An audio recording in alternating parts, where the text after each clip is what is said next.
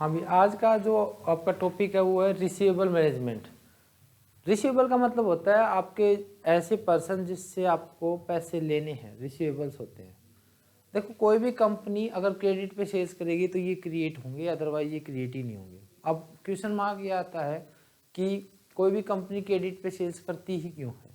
तो देखो अगर कोई कंपनी क्रेडिट पे सेल्स नहीं करेगी तो उसके सेल्स वॉल्यूम कम होगा, क्योंकि उस हर कोई कैश पे परचेज नहीं कर पाएगा। तो फर्स्ट रीज़न तो हो गया कि ग्रोथ इन सेल्स, ठीक है, अपनी सेल्स को बढ़ाने के लिए। दूसरा रीज़न है अगर सेल्स बढ़ेगी तो क्या बढ़ेंगे, प्रॉफिट्स बढ़ेंगे, ठीक बात है, आपके बढ़ेंगे प्रॉफिट्स। और तीसरा, अगर आप लोग क्रेडिट पे सेल्स नहीं कर रहे और आपका कंपटीटर कर रहा है तो कस्टमर कहाँ जाएंगे, आपके कंपटीटर। तो इसका मतलब क्या है कि आप अपने कंपीट को भी मतलब मेंटेन करने के लिए, फेस करने के लिए आप करते हो सेल्स। मतलब आप कहता है कि रिसीवेबल करते ही क्यों, पर्पज ऑफ रिसीवेबल। रिसीवेबल अभी मैं बता रहा था कि आपका ऐसे पर्सन जिससे आपको पैसे लेना है, तो इसका फर्स्ट रीजन है कि आप अपनी सेल्स में ग्रोथ चाहते हो, अपने प्रॉफिट्स को इंक्रीज करना चाहते हो। सेल्स अगर आपकी क्रेडिट पे होगी तब आपकी ज़्यादा सेल्स होगी, यानी आप उन लोगों को भी सेल्स कर पाएंगे जिसके पास इस वक्त लिक्विडिटी की प्रॉब्लम है, ठीक है। तो सेल्स बढ़ेगी, सेल्स बढ़ेंगे तो प्रॉफिट बढ़ेंगे, प्रॉफिट बढ़ेंगे तो आप ऐसे जो आपका कंपटीशन है ऐसी फर्म को भी compete कर पाएंगे जो आपको जो फर्म अपने कस्टमर को क्रेडिट पे कर रही है। तो ऑब्जेक्टिव समझ में आ गया रिसीवेबल करने के। अब एक और बात है, अब मान लो आप सारी की सारी ना सेल्स कर रहे हो क्रेडिट पे, प्रॉफिट्स तो बढ़ गए, बिल्कुल बढ़ गए प्रॉफिट्स, लेकिन अगर आपके पास पैसा ही नहीं होगा तो लिक्विडिटी प्रॉब्लम होगी, तो आप अपनी ऑपरेटिंग एक्टिविटीज कैसे चलाओगे, ऑपरेशंस कैसे चलेगी, तो ये प्रॉब्लम आ गई। तो आपका ये नहीं कि सिर्फ आप बहुत सारी सेल्स को बढ़ाने के लिए आपको सारी क्रेडिट सेल्स करनी है, ये तो प्रॉब्लम क्रिएट कर देगा आपकी लिक्विडिटी की। तो आपको क्या चाहिए कि आपको ने वेल बैलेंस में आपका बैलेंस बना के चलना है कि आपको टाइम पर पैसा भी मिल जाए और आपकी सेल्स भी कम ना हो। कुछ समझ में आया मैं क्या कह रहा हूँ। तो रिसीवेबल मैनेजमेंट में ये होता है कि पहले हमने रिसीवेबल करने क्यों पड़े वो आपको समझ में आ गया। अब ये आ रहा है कि रिसीवेबल मैनेजमेंट जो होता है उसका ऑब्जेक्टिव क्या होता है। मेन ऑब्जेक्टिव है कि आपको टाइम तो मतलब रिसीवेबल को इस तरीके से मैनेज करना है कि आपके सेल्स पर भी आपका नेगेटिव इंपैक्ट ना पड़े और आपकी लिक्विडिटी पर इंपैक्ट ना पड़े। अब ये देखो कि जब भी आप कोई रिसीवेबल कर रहे हो तो उससे रिलेटेड कौन कौन सी कॉस्ट एसोसिएटेड होती है रिसीवेबल के साथ। सबसे पहले आती है आपके पास कैपिटल कॉस्ट या कॉस्ट ऑफ फाइनेंसिंग। देखो आप पैसा उधार ले रहे हो, पैसा उधार हो गया तो आपने उसमें ऑपरेशंस में लगाया और उसके फ्री में तो कोई कुछ देगा नहीं, आपको भी पता है, उस पर कोई इंटरेस्ट पे करोगे। तो जो आपने वर्किंग कैपिटल की फाइनेंसिंग करी है उसके लिए जो आप कॉस्ट पे कर रहे हो, एक तो वो कॉस्ट एसोसिएट हो गई आपके पास, कॉस्ट ऑफ फाइनेंसिंग। आगे समझ में, जो पैसा आपने मैनेज करा है लिक्विडिटी के लिए वो आपको हो गया कॉस्ट ऑफ फाइनेंसिंग।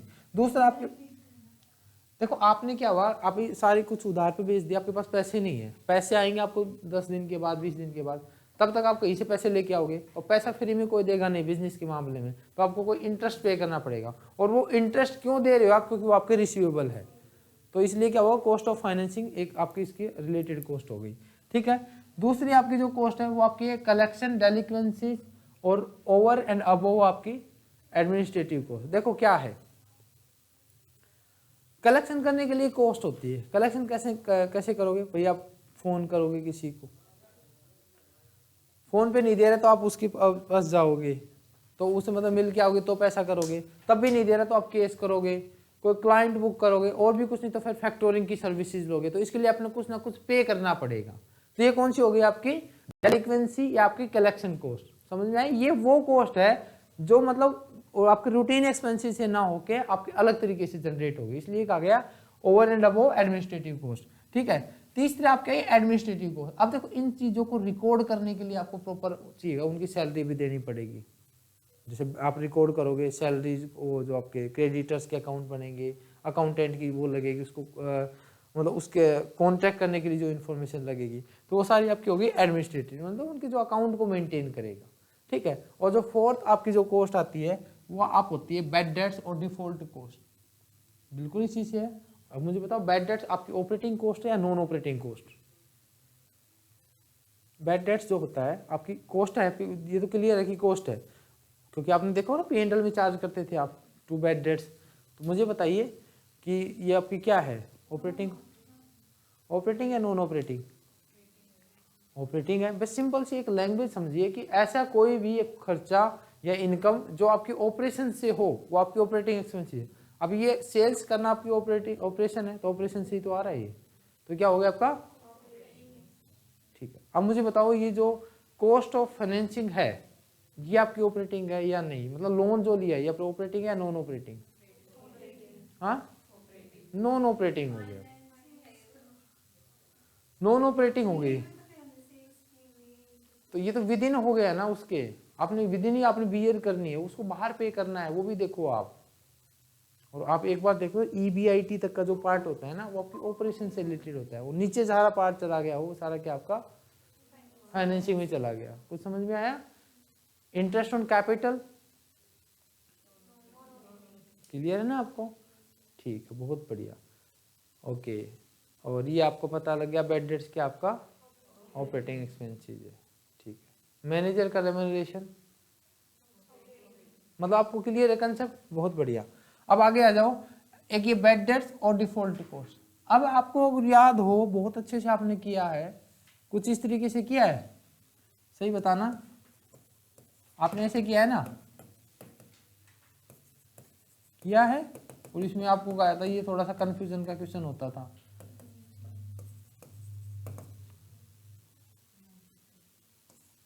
ऐसे कुछ किया आपने, किया है ना, तो आपको पता है ना कि जब आप कितना चार्ज करना है। पहले तो मुझे बस ये बताओ ये कौन से प्रिंसिपल से हुआ था, आपको उस वक्त ये बताया गया था कि ये हो रहा है, लेकिन कौन से प्रिंसिपल से हुआ था, क्योंकि आप ना अभी टीचर बनने वाले और एग्जाम में क्वेश्चन आएंगे, मैं पहले बता चुका हूँ इसलिए दोबारा पूछ रहा हूँ। कंजर्वेटिव प्रिंसिपल, कंजर्वेटिव प्रिंसिपल क्या कहता है कि फ्यूचर लॉसेज को आज का लॉस मान लो। देखो ये क्या कह रहा है कि ओल्ड प्रोविजन पहले कर रखा था पहले, तो वो भी तो आपने कंजर्वेटिव पे कर रखा था, अब उसमें न्यू किया, न्यू कितना किया, उसमें से ओल्ड कम कर दो, और एक ही आपका बैड डेट। अच्छा एक बात बताओ, प्रोविजन कैसे बनता है बताओ, प्रोविजन फॉर बैड डेट्स होता है, प्रोविजन फॉर बैड डेट्स होता है, नहीं डाउटफुल डेट होता है, डाउटफुल डेट्स हो, यही तो लिखते हो ना, बैड डेट्स तो हो चुके हैं, वो तो खर्चे आपके हो चुके हैं, डाउटफुल डेट्स के लिए प्रोविजंस होते हैं, ठीक है, तो ये वाली चीज होती है, ओके। अब बैड डेट्स तो आपकी कॉस्ट इनकर्ड हो चुकी है वो कॉस्ट है, और डाउटफुल का मतलब अभी डाउट में है, वो हो सकते हैं इसलिए उसके प्रोविजन बनते हैं, ठीक है, ओके। प्रोविजन हमेशा डाउटफुल के लिए बनेंगे, ओके ठीक। आगे समझ में, चार कॉस्ट कौन कौन सी होती है, एग्जाम में क्वेश्चन आता है कि डेलिक्वेंसी कॉस्ट क्या है, कलेक्शन कॉस्ट को डेलिक्वेंसी कॉस्ट बोलते हैं। अब आता है कि फैक्टर कौन कौन से अफेक्ट करते हैं, आप अपने आप ही बता दोगे, ऐसे ही क्वेश्चन आते हैं एग्जाम में। अगर आपका सेल्स का लेवल हाई है तो बताओ रिसीवेबल ज्यादा होंगे या कम होंगे, और अगर कम है तो पॉजिटिव रिलेशनशिप मिल गया आपको, आराम से समझ में आ गया। क्रेडिट पॉलिसी, देखो दो तरीके की क्रेडिट पॉलिसी होती है आपकी, एक तो होती है आपकी लिबरल और एक होती है स्ट्रिक्ट। लिबरल का मतलब होता है आप लेने आए लोन पे तो हम आपको भी दे देंगे, हम आपको भी दे देंगे, हम आपको भी दे देंगे। और क्रेडिट लाइन होती है ना, लाइन ऑफ क्रेडिट बोलती है, क्रेडिट लाइन होती है, वो आप लोगों की ज्यादा होती है। मतलब क्या है, आपकी मतलब हमने जो पर जो आपके कस्टमर है उसकी जो क्रेडिट लाइन फिक्स कर रखी है वो कह दी कि हम 50,000 तक का लोन आपको सॉरी उधार पर आपको शेयर कर देंगे। तो क्रेडिट लाइन का मतलब होता है कस्टमर की क्रेडिट लाइन कि हम आपको कितने रुपए तक का क्रेडिट पे सेल कर देंगे। बैंक भी आपका क्रेडिट नहीं करता कि आपका लोन अमाउंट इतना बना है आपके क्रेडिट स्कोर के अकॉर्डिंग, तो आपकी क्रेडिट लाइन है कि आपको इतना रुपए आपके लिए आप एलिजिबल हो। आगे समझ में, ठीक है, आया समझ में ये जो मैं बता रहा हूँ क्रेडिट पॉलिसी। अब देखो स्ट्रिक्ट पॉलिसी है तो बताओ रिसीवेबल कम होंगे या ज्यादा, स्ट्रिक्टली आप और आपकी लिबरल है तो बिल्कुल आपको समझ में आ गया, ओके। एक आता है टर्म्स ऑफ क्रेडिट, ये बहुत इंपॉर्टेंट है आपका। टर्म्स ऑफ क्रेडिट में क्या क्या चीज आती है कि आपका क्रेडिट पीरियड कितना रहेगा, जितना ज्यादा होगा क्रेडिट पीरियड उतने ही ज्यादा होंगे रिसीवेबल, और जितना कम होगा उतने ही कम रिसीवेबल, ठीक है। एक आपका कैश डिस्काउंट आप दे रहे हो या नहीं दे रहे, ये भी तो फैक्टर वो डालता है ना, कैश डिस्काउंट दोगे तो कम रिसीवेबल होंगे और कैश डिस्काउंट नहीं दे रहे तो, ठीक है, क्लियर है बात, ठीक है। अब इसमें क्या होगा, ये आप बिल्कुल ना कि जितना ग्रेटर टाइम पीरियड होगा उतने ही आपके रिसीवेबल होंगे, ये बात आपको समझ में आई गई है ना। अब एक और चीज देखिए कि हम हमारा ऑब्जेक्टिव क्या है इसको मेंटेन करने के लिए, एक तो to optimise the amount of sales, है ना, आपकी सेल्स का अमाउंट आपका ऑप्टिमाइज हो। तीसरा to minimise the cost of credit, जो आप दे रहे हो ना, अभी फाइनेंस उठा रहे हो, इतने भी कॉस्ट आप दे रहे हो उसको आप मिनिमाइज करना चाहते हो। और to optimise investment in receivable, ठीक है। ये तीन आपके मेन आपके जो ऑब्जेक्टिव होते हैं। आपका मेन जो ऑब्जेक्टिव है ये है बैलेंस करना प्रॉफिटेबिलिटी और लिक्विडिटी में। मतलब ऐसा ना हो कि आप ऑप्टिमाइज का मतलब है कि ना ज़्यादा आपकी सेल्स हो, अगर ज़्यादा सेल्स हो रही है ना तो आपका एक नुकसान होगा क्या, कि आपके सारा पैसा फंस जाएगा। आप हो बेशक सेल्स बेशक ज़्यादा हो, लेकिन रिसीवेबल भी मैनेज करना है साथ में। ये नहीं कि आप सेल्स करे जा रहे हो, ऐसे तो आप लोग ही डिफॉल्ट हो जाओगे, है ना। इस पे एक ना ये आता है कि आपका कौन कौन से एस्पेक्ट है रिसीवेबल मैनेजमेंट से। तो सबसे पहले आपकी क्रेडिट पॉलिसी। तो देखो दो तरीके की क्रेडिट पॉलिसी आप पढ़ चुके हो, एक तो या तो क्या होगी लिबरल होगी या आपकी स्ट्रिक्ट होगी, ठीक है। तो ये देखो टाइट आपकी लिक्विडिटी पोजीशन है, ये आपकी लूज या आपकी लिबरल पॉलिसी है। तो देखो टाइट में आपकी क्या है, प्रॉफिटेबिलिटी कम है लेकिन लिक्विडिटी बहुत हाई है। और देखो लूज है, जब आपकी लिक्विडिटी तो कम है लेकिन प्रॉफिटेबिलिटी हाई है। हमें तो ये पॉइंट चाहिए होता है। समझ में आ गई बात, ये क्लियर है। देखो अगर आप स्ट्रिक्टली अडॉप्ट कर रहे हो, टाइट पॉलिसी अडॉप्ट कर रहे हो, तो आपकी प्रॉफिटेबिलिटी तो क्या होगी, बहुत कम, लेकिन लिक्विडिटी पूरी होगी। मतलब सबसे कैश में आपकी सेल्स हो रही है नॉर्मल में। अब जब आप लिबरल अडॉप्ट कर रहे हो तो आपकी देखो लिक्विडिटी तो कम ही होगी, क्योंकि हर किसी को उधार पे भेजो, लेकिन प्रॉफिटेबिलिटी बढ़ जाएगी।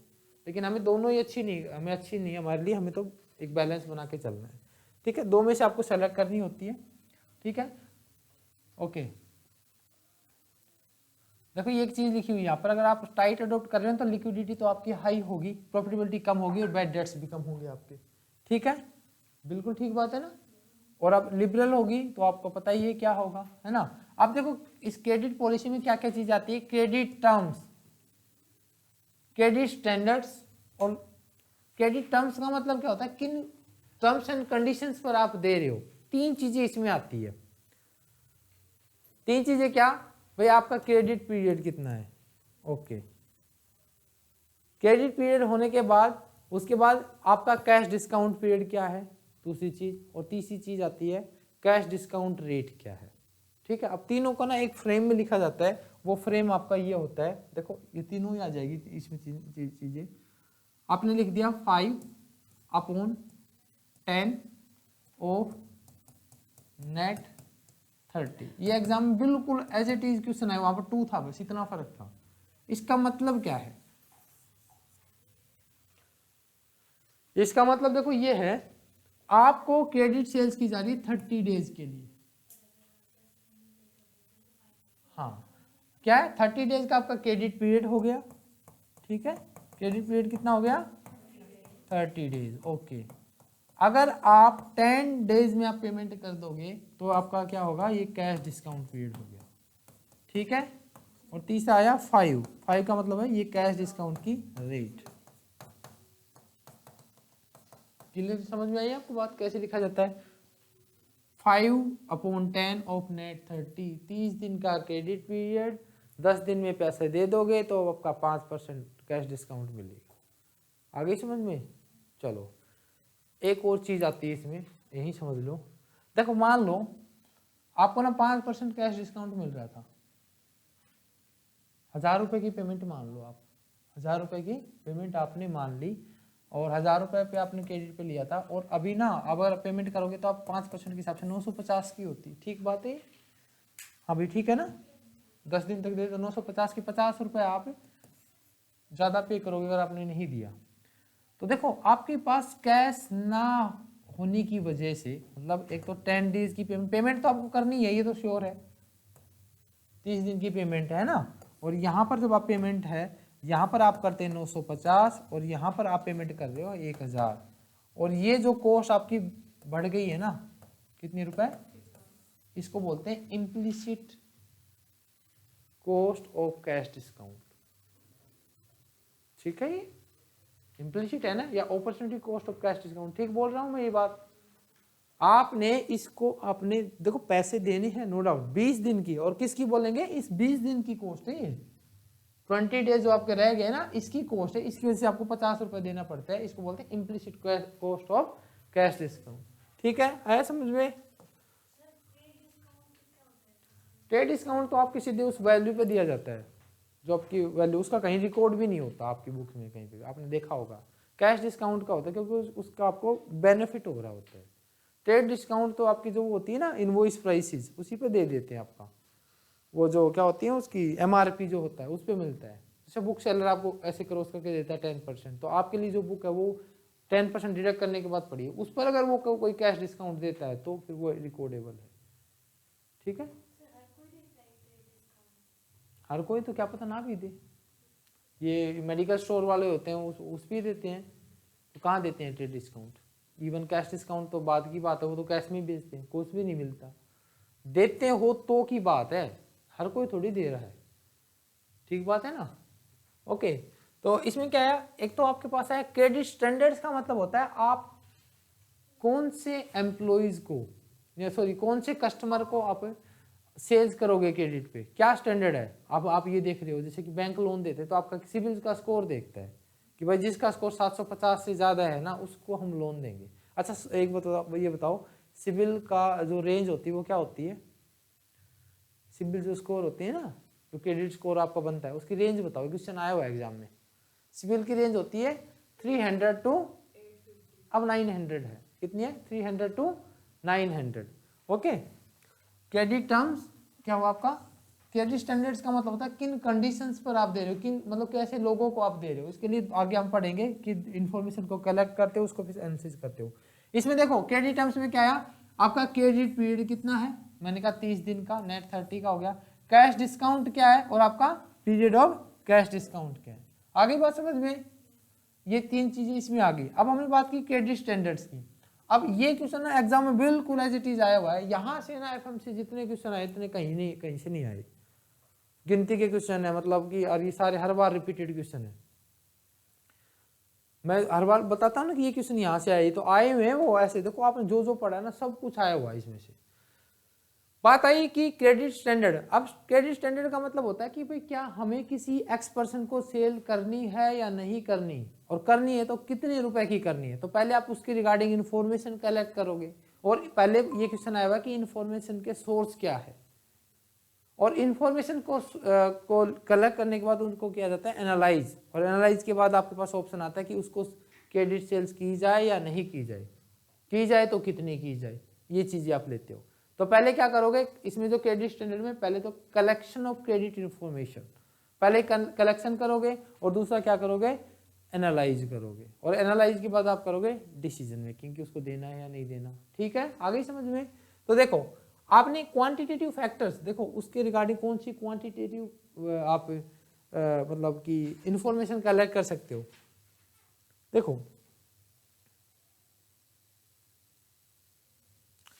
क्वांटिटेटिव फैक्टर्स और क्वालिटेटिव दोनों आप लोगे। ठीक है, जैसे कि क्रेडिट स्टैंडर्ड्स, आपकी एवरेज पेमेंट शेड्यूल क्या रहा है, फाइनेंशियल रेशियोज क्या, इस तरीके से आप देख लोगे। और क्वालिटेटिव में उसका कैरेक्टर कैसा है। अब देखो मैं कहूँ नीरव मोदी को पैसे दे दोगे आप, कोई बैंक दे देगा, क्यों नहीं देगा, बिल्कुल यही तो क्वालिटेटिव है ना उसकी, है ना। विजय माल्या को, उसको भी नहीं देंगे। अच्छा एक और हो ना क्या, चौकसी, महेश चौकसी, उसको, उसका नाम कम सुना है ना आपने, हाईलाइट नहीं किया मीडिया ने, दो को करके रह गए, उसके पॉलिटिकल लिंक और भी ज़्यादा अच्छे हैं। तो चलो कोई बात नहीं, तो ऐसे लोगों को आप पैसा नहीं दोगे। अनिल अंबानी को चलो ठीक है, मुकेश अंबानी को ठीक है।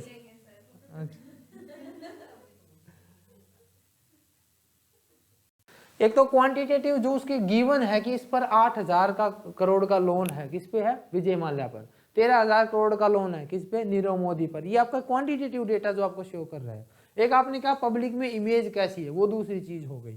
तो ये आपके क्वांटिटेटिव और क्वालिटेटिव दोनों डेटा आपकी इन्फॉर्मेशन आपकी एनालिसिस की जाती है, उसके बाद आपके स्टैंडर्ड डिसाइड होता है। तो पहले क्या करता है, क्रेडिट एनालिसिस करने के लिए पहले आप इन्फॉर्मेशन को ऑब्टेन करते थे। ये क्वेश्चन आया हुआ था एग्जाम में भाई, कि आप इन्फॉर्मेशन कैसे कैसे ऑब्टेन करते हो। देखो उसके फाइनेंशियल स्टेटमेंट से ले सकते हो, फाइनेंशियल स्टेटमेंट से P&L हो गया, कैश फ्लो, बैलेंस शीट, ये मतलब ये लिखा है कि कंपनी के फाइनेंशियल स्टेटमेंट क्या, वहां से उसका मिल जाएगा कंपनी कितनी लॉस में है, कितनी के प्रॉफिट में है।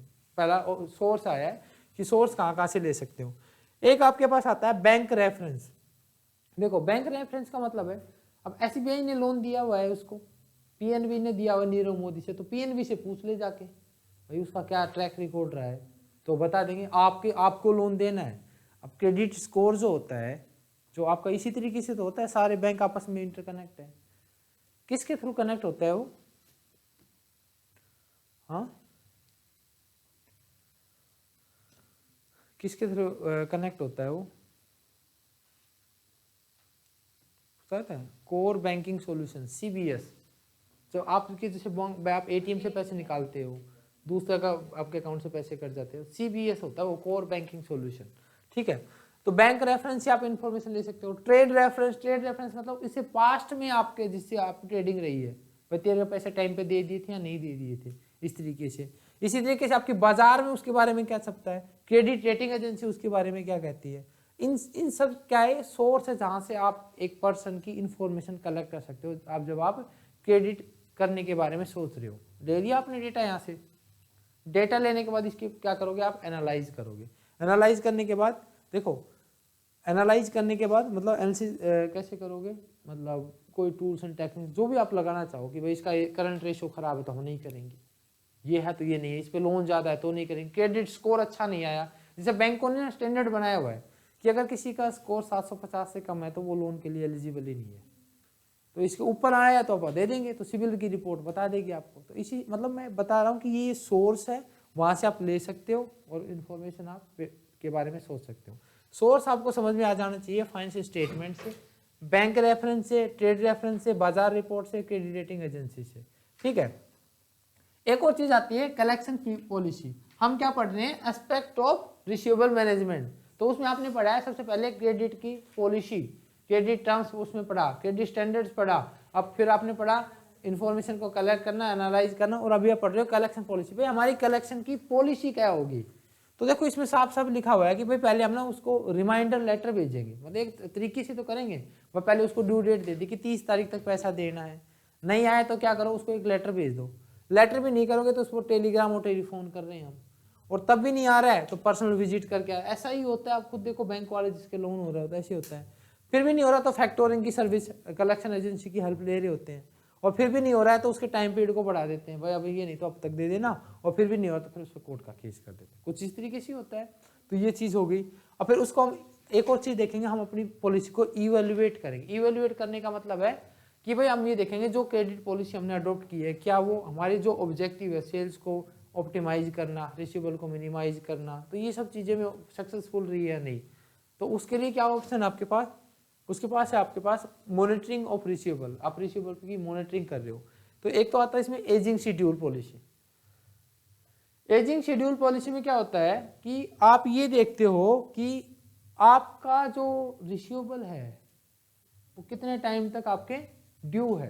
कुछ समझ में आ रहा है आपको, कितने टाइम तक आपका ड्यू है। जैसे यहाँ पर लिखा हुआ है कि जो आपकी 10% ऑफ सेल्स है ना, 90 डेज तक आपका 90 डेज तक से पेंडिंग है, 40% की सेल्स है 60 डेज से पेंडिंग है, और 50% सेल वो 30 दिन के लिए, वो 30 दिन तक पेंडिंग है। मतलब आप क्या कह रहे हो भाई, कम ही सेल पेंडिंग है, मतलब कम अमाउंट लंबे समय तक पेंडिंग है और ज़्यादा अमाउंट आपको 1 महीने में रिकवर हो जाएगा। तो ये आपकी पॉलिसी अच्छी है। कुछ समझ में मेरी आई बात समझ में? अगर यही टाइम पीरियड ज़्यादा हो, ये उल्टा कर दो कि यहाँ पर 50% पैसा 90 डेज से फंसा है, क्या कहोगे भाई 90 दिन तक आपको अरेंजमेंट करना, अभी तो सिर्फ 30 दिन तक अरेंजमेंट करना है, और 30 भी क्यों, 25 दिन 15 दिन तक का करना है, क्योंकि 50 डेज का रहता है ऐसा। आया समझ में? तो 50% पैसा आपका 50 डेज, मतलब ये आपकी पॉलिसी आपकी अच्छी है। ठीक है, मतलब एज का मतलब यहाँ पर क्या है, एजिंग शेड्यूल का मतलब पैसा कितने टाइम तक आपका पेंडिंग रह रहा है। ठीक है, एक आपकी लाइन ऑफ क्रेडिट। अब लाइन ऑफ क्रेडिट का मतलब मैं पहले भी बता चुका हूं मैं कि आप एक पर्सन को या एक कंपनी को कितने अमाउंट तक आपको लोन दे सकते हो। जैसे कि अभी जो रिसेंटली ना एक जैसे देवेंद्र सर ने अपने यहाँ उसने ना लोन करवाया था, तो उसने उसकी लिमिट पूछी, तो उसकी सर लिमिट आई कि 16,80,000 रुपये की उनकी लिमिट आई। तो मतलब इसका उनको जो लोन मिल सकता है वो 16,80,000 रुपये तक का मिल सकता है। जो भी उनकी सैलरीज होती है ना, मेनली रोल प्ले करता है आपकी सैलरी का 16 से 20 गुना तक का कोई बैंक लोन देता है। पहली चीज़ तो ये, फिर उसके बाद उसका क्रेडिट रेटिंग स्कोर क्या है, तो कई फैक्टर्स के बेसिस पे ये मतलब अमाउंट निकल के आता है। तो ये एक लिमिट आ गई उसकी, इसको क्या बोलते हैं, लाइन ऑफ क्रेडिट कि एक पर्सन और कंपनी को कितने का लोन दिया जा सकता है। इसी तरीके से आपके एक्टिविटी रेशियो, अपने एक्टिविटी रेशियो पढ़ा हुआ है ना, पढ़ा हुआ है, पढ़ा तो हुआ है लेकिन आपने समझा नहीं हुआ। आपने पढ़ा तो हुआ है एक्टिविटी रेशियो लेकिन समझा नहीं हुआ। आपने ये निकाला था कि डीटीआर होता है कॉस्ट ऑफ गुड्स सोल्ड या नेट क्रेडिट सेल्स डिवाइड में एवरेज आपका रिसीवेबल, फिर आपने वो निकाल दिया एवरेज कलेक्शन पीरियड, वो निकाल के दिखा दिया 73 डेज आया। मोस्टली केसेस में ये निकालते थे आप, लेकिन आपने समझा नहीं उसको कि ये 73 डेज है, इसका मतलब क्या हुआ, क्या मतलब है बताओ। जो एसीपी आया आपका 73 डेज आया, इसका मतलब क्या है। एवरेज कलेक्शन पीरियड ये बताता है कि आ ही जाएंगे, नहीं इतने में आता है। एवरेजली जो आपका पैसा क्रेडिट सेल्स होती है वो आपके इतने टाइम पीरियड में आपके आ जाता है। मतलब साल में 5 बार पैसे आता है और 73 दिन में 1 बार पैसा आता है। तो वर्किंग कैपिटल आपको चाहिए 73 डेज की, और ये टाइम पीरियड जैसे जैसे कम होगा वो उतना आपके लिए अच्छा होता है। कुछ इस तरीके से करते हो ना आप, वो निकाले हैं आपने, मुझे पता है कि भाई ये ऐसा आता है, आपने निकाल के ऐसे करके निकाल के रख दिए, हाँ भाई ये वैल्यू आ गई, ऐसी की है आपने। और एक्चुअली क्या है कि एमकॉम में तो आप करने चाहिए। मैं फिर वही एक बात बोलता हूँ कि आप में से ही टीचर बनते हैं आगे। मैं ठीक कह रहा हूँ ये बात। जैसे आप लोग पढ़ रहे हो, आप में से ही टीचर पढ़ेंगे। अब आप क्या पढ़ाओगे, जो आपने पढ़ा है। तो आपका खुद का क्या कंट्रीब्यूशन है, पहली चीज ये, लेकिन उससे बड़ा रोल होता है जो आपको सामने पढ़ा रहा है, और उससे बड़ा रोल है जिसको उसने अपॉइंटमेंट किया है। कुछ समझे वो मेरी बात को, तो वो सही पढ़ाएगा तो आप लोग भी सही पढ़ा दोगे। देखो आप वो चीज पढ़ाओगे आगे जो आप यहाँ पढ़ रहे हो, यहाँ या जो आप खुद पढ़ोगे। अब आपने मेहनत नहीं की तो फिर आप क्या पढ़ाओगे। तो इसलिए जैसे आपको वहाँ बताया ना कि 73 डेज वहाँ का आके खत्म कर देते क्वेश्चन, लेकिन अब आपको लिमिट नहीं करना, अब आप इसको क्रॉस कर जाएंगे, अनलिमिटेड पे चलोगे। ऐसा होता क्यों है, अभी तक तो आप पढ़े तो क्या कंटेंट है, अब होता क्यों है इसके बारे में पढ़िए भाई। ठीक है, इसमें आपकी एक्टिविटी रेशो आपकी हेल्प कर देगा आगे समझ में। तो देखो अभी जो आपने पढ़ा है, यहाँ से दोबारा देखिए आपने इसमें जो पढ़ा है, आपने पढ़ा क्या, ध्यान से पढ़ना। रिसीवेबल मैनेजमेंट क्या होता है, रिसीवेबल क्रेडिट सेल्स करने की वजह से आपके क्रिएट होंगे, और इसके पर्पज होता है सेल्स की ग्रोथ बढ़ाना, प्रॉफिट को बढ़ाना, कंपटीशन को इंक्रीज करना। इससे जो कॉस्ट एसोसिएटेड होती है वो होती है कैपिटल कॉस्ट, कलेक्शन कॉस्ट, बताते रहना कोई डाउट हो तो, एडमिनिस्ट्रेटिव कॉस्ट और बैड डेट्स, 4 तरीके की कॉस्ट एसोसिएटेड थी। कौन से फैक्टर थे जो अफेक्ट करते हैं, लेवल ऑफ आपकी सेल्स, क्रेडिट की पॉलिसी, ये देख लिया आपने। बता दोगे ना एग्जाम में आया तो क्या होगा, एग्जाम स्टेटमेंट में भी आ सकता है कि क्रेडिट पॉलिसी ऐसी है तो क्या हो रहा है। टर्म्स ऑफ ट्रेड किस कंडीशंस पे दिया जाता है, टर्म्स ऑफ ट्रेड में 3 चीजें आई मेनली, क्या क्रेडिट आपका, क्या क्रेडिट पीरियड, ठीक है, एक तो ये चीज हो गई। एक किसको बेचेंगे वो लाइन ऑफ क्रेडिट और क्रेडिट स्टैंडर्ड से आपने बता दिया था, ये ऑब्जेक्टिव आ गए। एंड देन आपके एस्पेक्ट में 4 चीजें देखी ना आपने, एक तो फॉर्मुलेशन ऑफ क्रेडिट पॉलिसी, आपने ये देखा क्रेडिट एनालिसिस कैसे करना है, पूरा कर लिया, और एक कलेक्शन पॉलिसी और इवैल्यूएशन, चारों आपने अच्छे से कर लिए। ठीक है, अब आपके आ गया है फैक्टोरिंग। फैक्टोरिंग क्या होता है भाई, देखो ध्यान से देखना, बहुत ही अच्छी कंसेप्ट है ये फैक्टोरिंग की।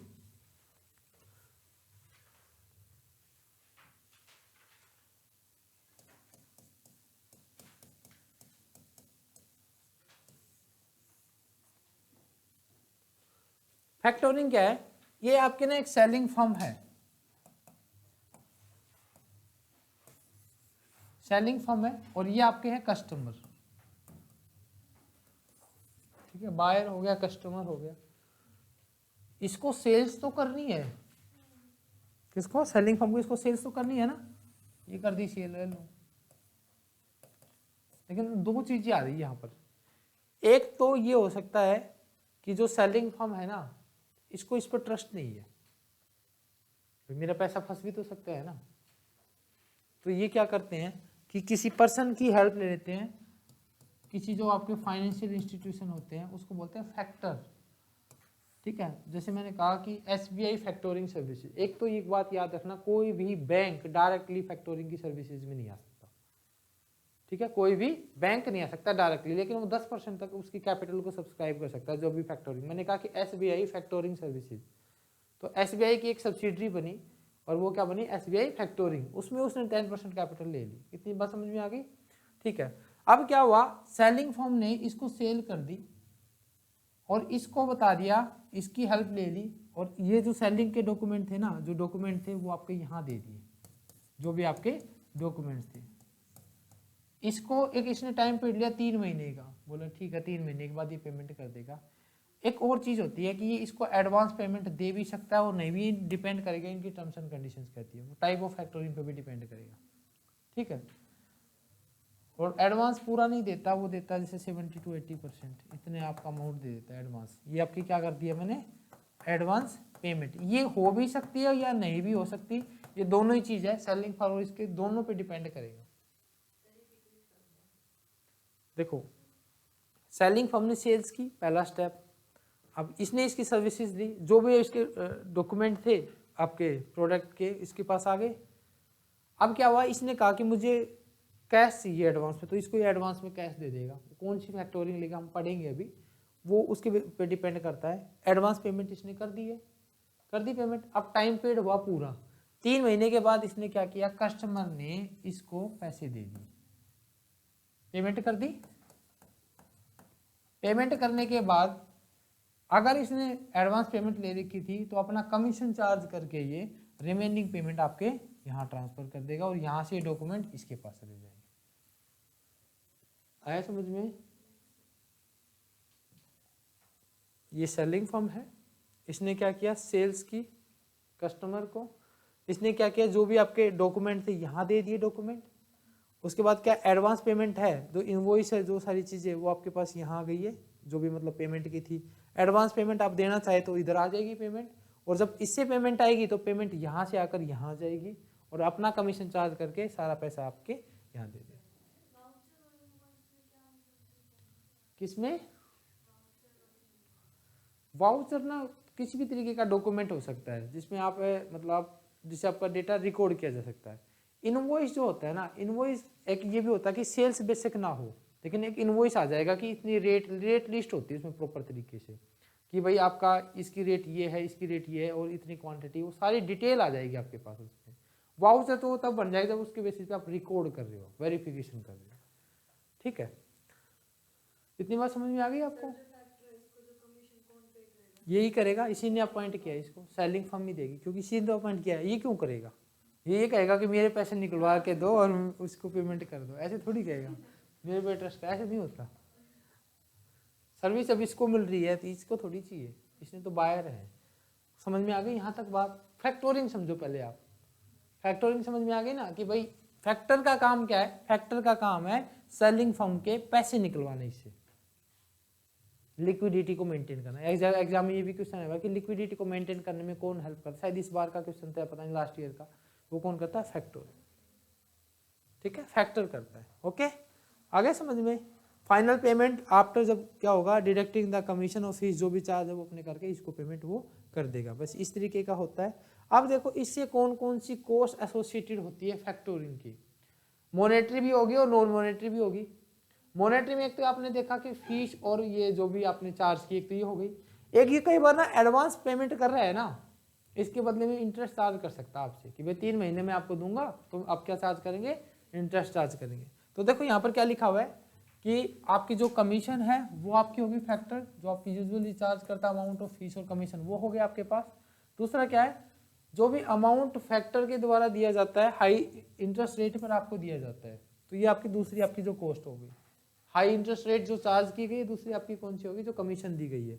और नॉन मॉनेटरी कॉस्ट में क्या होगी, देखो एक और बात, आप किसी को अपॉइंटमेंट कर रहे हो बीच में और किसी से एडवांस ले रहे हो, तो इसका मतलब ये दिखा रहा है कि कंपनी की लिक्विडिटी पोजीशन और क्रेडिट जो वर्थनेस है वो अच्छी नहीं है। पहली बात तो ये हो गई, ओके। दूसरी बात, कस्टमर जो है, मतलब आप देखो मेरी बात सुनो, मैं आपका सेलर हूँ और आप बायर हो और ये मिडल मैन हमारे बीच में है। अब आपको ये बात पता है कि मैं इनके थ्रू आपको सेल करा रहा हूँ, तो आप मेरे पे ट्रस्ट करोगे? नहीं करोगे। तो आने वाले टाइम में जब दोबारा आपको सेल लेनी होगी तो आपको कोई जो ऐसा पर्सन जो आपको डायरेक्ट सेल कर रहा हो तो उससे करोगे। तो मैं फ्यूचर क्या करूँगा, जो भी कस्टमर है उसको मैं हो जाऊँगा, मतलब उसको सेक्रीफाइस कर दूंगा, मतलब एक अपॉर्चुनिटी कॉस्ट के रूप में वो चली जाएगी। ये बात ठीक है ना। एक और चीज़ देखिए, कई बार क्या होता है कि जो कस्टमर होता है ना उसको अपनी इंफॉर्मेशन शेयर करनी पड़ती है उसके साथ, और वो कंफर्टेबल नहीं होता, तो उससे भी क्या होता है, उसकी सेल एस्पेक्ट है वो आपका मतलब वो लॉस होता है, मार्केट में गुडविल खराब होती है। तो ये सारे के सारे आपके क्या होते हैं, नॉन मॉनेटरी लॉस। ठीक है, आगे समझ में, जो आपकी नॉन मॉनेटरी कॉस्ट है। ठीक है, कोई डाउट हुआ? फैक्टोरिंग समझ में आई आपको?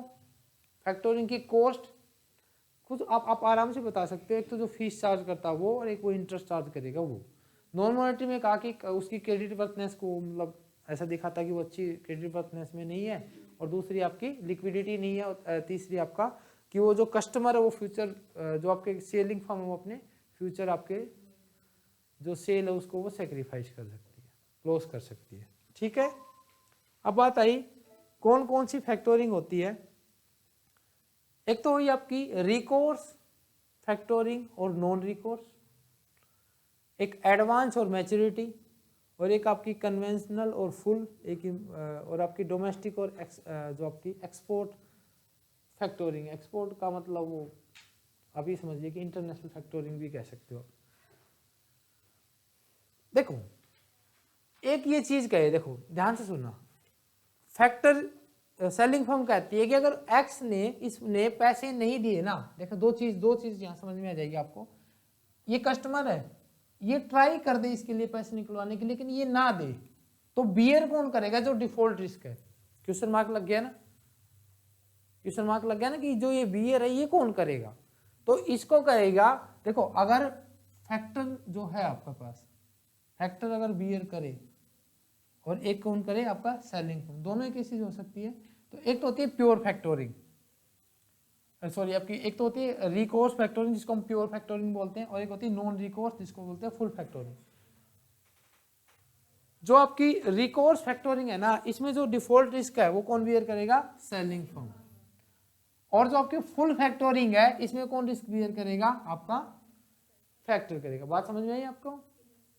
मैंने क्या कहा है कि एक तो आपकी ऐसी फैक्टोरिंग है जिसमें आपका जो डिफॉल्ट रिस्क है वो बियर करे सेलिंग फर्म, तो होगी रिकोर्स फैक्टोरिंग, और इसको बोलते हैं प्योर फैक्टोरिंग। एक होती है फुल फैक्टोरिंग जो जिसको बोलते हैं हम नॉन रिकोर्स फैक्टोरिंग, उसको कौन करेगा?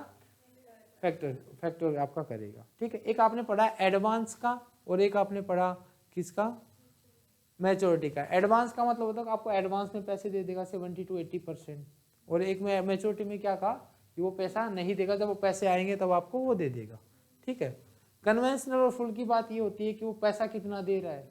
ठीक है, अगर पूरा दे रहा है एडवांस में 70% तो कन्वेंशनल में आगे फुल का मतलब सारी की सारी रिस्क भी उसका हो गया, पैसे भी पूरे देगा, मतलब चार्ज करेगा उसके लिए हाई रेट चार्ज करेगा, लेकिन क्या होगा फुल पूरी रूप से आपको फैक्टोरिंग की सर्विसेज देगा। अब ये जो है ना डोमेस्टिक और एक्सपोर्ट फैक्टोरिंग में, इसका मतलब देखो अब आप सेल कर रहे हो इंटरनेशनली, अब आपका जो कस्टमर वो कहाँ गया? इंटरनेशनली। अगर देखो मेरी बात सुनिए, आप फैक्टर की सर्विस नहीं ले रहे ना, अब यहाँ से आपको जो चीज समझनी है, देखो यहाँ से आपको एक चीज समझनी है फॉरफिटिंग में। पहले आपने वो पढ़ा है लेटर ऑफ क्रेडिट, पढ़ा आपने? पढ़ा है ना आपने तो लेटर ऑफ क्रेडिट। लो लेटर ऑफ क्रेडिट में क्या था?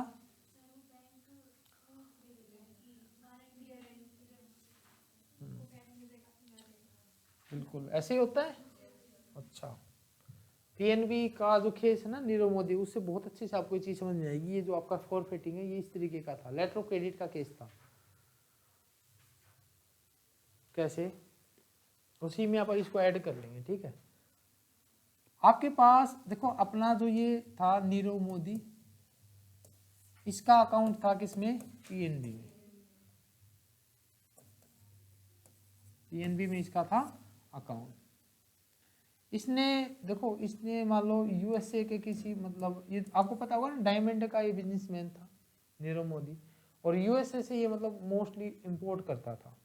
तो यूएसए का कोई बैंक मान लो, वहाँ का सिटी बैंक मान लीजिए, वहाँ का एक बैंक है सिटी बैंक, उसको हमने मान लिया ये पीएनबी और ये आपका सिटी बैंक। ठीक है, और इसका ये किससे इंपोर्ट कर रहा है? जोन से ये इंपोर्ट कर रहा है। ठीक है, हमने मान लिया नीरव मोदी किससे इंपोर्ट कर रहा है? जोन से अपने इंपोर्ट कर रहा है। ओके ठीक है, अब देखो नीरव मोदी इसे क्या कर रहा है? इंपोर्ट कर रहा है, ये इसको एक्सपोर्ट कर रहा है, और ये इसे कर रहा है इंपोर्ट, पेमेंट करनी है इसको। देखो ये पेमेंट किस में देगा, रुपीज में, इसका अकाउंट यहाँ पे है। अब ये पेमेंट इसको चाहिए डॉलर में, तो इसका ये जो बैंक है ये अपने बैंक को कहता है, नीरव मोदी जो कहता है, एक्चुअलिटी बताता हूँ मैं होता कैसे। नीरव मोदी अपने बैंक को कहेगा कि इसके भी आप पर, इसका बैंक एक लेटर लिखे, किसके, इसके बैंक को, एक्सपोर्टर के बैंक को लेटर लिखे कि इसकी पेमेंट मैं कर दूंगा, आप इसको पेमेंट दे दीजिए। क्या हो रहा है, लेटर ऑफ क्रेडिट का मतलब क्या हुआ, इंपोर्टर का बैंक इंपोर्टर के बिहाफ पर एक्सपोर्टर के बैंक को एक्सपोर्टर के फेवर में एक लेटर लिखता है कि आप इसको पेमेंट कर दीजिए, हम आपकी पेमेंट कर देंगे। इतनी चीज समझ में आई आपको, ठीक है। लेटर लिख दिया गया, ओके, लेकिन लेटर लिख दिया गया, इसको पेमेंट कर देगा, ये पेमेंट इसको कर देगा, पेमेंट हो गई सेटल्ड, ऐसी हो गई, ठीक है। और ये जो सारा सिस्टम है ना, जो सारी ये जो प्रोसेस होती है वो किससे होती है पता है ना आपको, किससे होती है, स्विफ्ट कोड है आपका, ये किसने दिया है, BIS ने, बैंक फॉर इंटरनेशनल सेटलमेंट। हाँ पढ़ा था ना आपने, वहां पर स्विफ्ट कोड भी आया था। स्विफ्ट की फुल फॉर्म बताइए, society for world wide inter telecommunication, inter bank financial telecommunication. 1973 में आपके पास ये आया। 2 नंबर में क्वेश्चन आता है, स्विफ्ट की फुल फॉर्म बताइए। इंटरनेशनल जितनी भी ट्रांजैक्शन होती है ना, वो सारी स्विफ्ट कोड से होती है। अब ये स्विफ्ट कोड होता कहाँ है, जितनी भी आपकी मेन ब्रांचेज होती है ना, उनमें आपका ये स्विफ्ट कोड होता है। जैसे आपके PNB का मान लो मुंबई में है, तो मुंबई में आपको मिल जाएगा, ठीक है। कोई बड़ी बड़ी ब्रांचेज दिल्ली में मिल जाएगा, इनके मैनेजर ही इसको यूज कर सकते हैं। अब इसका मतलब क्या है, अगर स्विफ्ट कोड से कोई मैसेज गया है ना इस बैंक के पास, या इस बैंक से इसमें आया, तो इसका मतलब है कि इस बैंक ने ही बात की है। अब ऐसे तो आप अपने फोन से थोड़ी बात कर सकते हो किसी से, इस कोड के थ्रू अगर बात हो रही है तो वो बात आपकी मान जाएगी, अथोराइज्ड बात है। इसने क्या किया, इसने इसका यूज करते हुए, ये तो लेटर ऑफ क्रेडिट कंसेप्ट समझ में आ गई ना आपको। अब आगे की बात मैं बता रहा हूं आपको। आगे की बात ये है कि जो नीरव मोदी का फ्रॉड कैसे हुआ था, कि ये जो PNB का जो मैनेजर था ना, तो वो इसका दोस्त था बहुत अच्छा, तो ये इसके पास जाता, ये हर बार ये काम कर देता, और इस तरीके से करते करते इस पे जो लोन हुआ था 12,750 करोड़ का, इस पे लोन हो गया। इसको तो आदत पड़ गई, हर बार जाता है, इससे कहता है चल गया। ये हो गया रिटायरमेंट, रिटायर हो गया, 2019 की बात है, रिटायर हो गया आपका ये। और रिटायर हो गया ना, तो नया मैनेजर आ गया। नया मैनेजर आया तो ये फिर गया नीरव मोदी लोन लेने, तो उसने कहा कि मुझे लोन चाहिए। उस मैनेजर ने कहा सर लोन तो हम कर देंगे, बट हमें ना गारंटी चाहिए, हम तो लोन ना लैब के अकॉर्डिंग देते हैं। लैब का मतलब होता है लोन अगेंस्ट प्रॉपर्टी। अभी बोला प्रॉपर्टी लाओ लोन ले जाओ, तो इसने कहा इससे पहले तो मैंने कभी प्रॉपर्टी नहीं दी, तो इसने कहा ऐसे कैसे हो सकता है, पॉलिसी में तो नहीं है ऐसा। तो फिर क्या हुआ, ये बात ऐसे करके इसको थोड़ा अंदाजा लग गया कि हाँ भाई फंसने का तो काम हो गया, तो फिर ये यहाँ से निकल लिया। हांगकांग में एक ना वहाँ पर एक कॉन्फ्रेंस थी, वहाँ पर मोदी भी गया हुआ था, तो दोनों मोदी मिले हुए थे, नरेंद्र मोदी भी और नीरव मोदी भी। जनवरी 21 की बात है, जनवरी 21 में 8 जनवरी 2020 की बात है। और ये क्या बोलते हैं 8 जनवरी 2020 के करीब की बात है, और 27 जनवरी के करीब ना इसका फ्रॉड सामने आ गया। इसने फ्रॉड कैसे किया, वहीं हांगकांग से एक लेटर टाइप किया, और उसने सभी एम्प्लॉय को लिखा कि भाई मैं नहीं आने वाला इंडिया, आप अपनी जॉब को, अपने एम्प्लॉय को लिखा कि अपनी जॉब आप अपने तरीके से ढूंढिए, ठीक है। कोर्ट ने भी इसको बुलाने की कोशिश की। कोर्ट कोई भी जब लीगल डॉक्यूमेंट इशू करता है ना, उसको क्या बोलते हैं पता है, सम्मन। सुना होगा ना, सम्मन आया हुआ है, तो सम्मन, और गाँव वाले भी बोलते हैं, जब उनको पता नहीं हिंदी मीनिंग क्या है, लेकिन वो सम्मन कहते हैं, इंग्लिश में सम्मन बोलते हैं, कि सम्मन आ गया आपका। कोर्ट ने इसको बुलाया नहीं आया, फिर बुलाया नहीं आया, फिर बुलाया नहीं आया, भगोड़ा घोषित कर दिया। फिर क्या है कि इसको बुलाया जाए, तो आया तो है नहीं है। तो ये कुछ इस तरीके से फ्रॉड हुआ था जो आपके इसमें हुआ था। अब ये देखिए जो इसमें जो होता है फॉरफिटिंग के केस में, देखो ये आपका कौन है, सेलिंग फर्म है, फॉरफिटिंग पढ़ रहे हैं ना आप, सेलिंग फर्म है, और ये सेलिंग का फैक्टर, सेलिंग फर्म का फैक्टर, ठीक है। और इधर आपका ये कौन है, ये क्या सेलिंग फर्म दिख रखी है आपकी, सेलिंग फर्म, सेलिंग का फैक्टर, एक्सपोर्टर फैक्टर, एक्सपोर्टर, ये नहीं सेलिंग का नहीं है, आप ऐसे समझिए, पेमेंट इधर आ रही है, पेमेंट इधर आ रही है, ये इंपोर्टर होगा, ठीक है, कौन होगा, इंपोर्टर, इंपोर्टर का फैक्टर। देखो यहाँ पर ना दो फैक्टर आ गए हैं, इधर सेलिंग फर्म ने जो आपके पास एक्सपोर्टर उसने अपना फैक्टर लगा दिया है, ठीक है, और इधर आपका एक्सपोर्टर ने अपना फैक्टर लगा दिया है, ठीक है। अब होगा क्या कि जो एक्सपोर्ट जो आपके इंपोर्टर है, ये जो आपका सेलिंग फर्म, इधर से इसने इसको कांटेक्ट किया, ये अपने इसको अपॉइंटमेंट करेगा इसके थ्रू, इसकी पेमेंट के लिए। इधर देखो मैंने कहा कि नीरव मोदी इधर पेमेंट करेगा, इधर से पेमेंट आके इधर आएगी और इधर से पेमेंट ऐसे आएगी। देखो पेमेंट इधर से आई, इंपोर्टर से कहाँ आई, इंपोर्टर के उसको फैक्टर को, और इसको यहाँ से आई और इसके आई यहाँ पर। बात समझ में आई आपको? कौन रिस्पॉन्सिबल होगा, फैक्टर कौन रिस्पॉन्सिबल, दोनों होगा। इसने तो इसको अपॉइंटमेंट किया है ना, इसने आगे आगे फर्दर प्रोसेस है। तो यहाँ पर जो फैक्टर है वो दो आ गए, एक इंपोर्टर का और एक, यानी जब फॉरफेटिंग की सर्विसेज अगर इंटरनेशनल लेवल पे आ जाए तो वो क्या होगी आपकी फॉरफेटिंग। समझ में आई आपको? Factoring, factoring is a technique of working capital management, ठीक है स्टेटमेंट, ठीक है स्टेटमेंट, वर्किंग कैपिटल है। Factoring is a services of liquidity management, ये भी ठीक है। रिकवरी ऑफ रिसीवेबल, ये भी ठीक है। रिसीवेबल मैनेजमेंट ऑफ रिसीवेबल, ये भी ठीक है। आई समझ में?